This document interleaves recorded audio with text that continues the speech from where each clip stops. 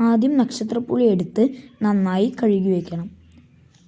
അതിനുശേഷം ചെറിയ കഷ്ണങ്ങളായി അരിഞ്ഞു വയ്ക്കുക. അത് ഉപ്പിട്ട് നന്നായി ഇളക്കി അടച്ചു വയ്ക്കുക.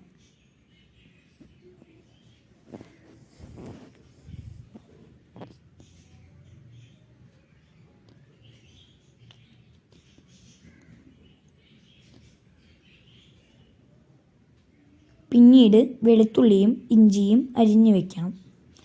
ചട്ടിയിലേക്ക് നല്ലെണ്ണ ഒഴിച്ച് കടുക് പൊട്ടിക്കണം. കറിവേപ്പിലയും വറ്റൽമുളകും ഇടുക. അരിഞ്ഞു വെച്ച ഇഞ്ചിയും വെളുത്തുള്ളിയും അതിലേക്കിട്ട് ഇളക്കുക.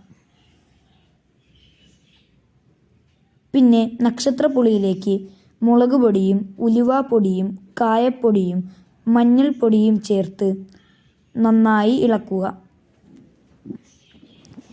ഇതിനെ നേരത്തെ ചൂടാക്കിയ എണ്ണയിൽ ചേർത്ത് വീണ്ടും ഇളക്കുക.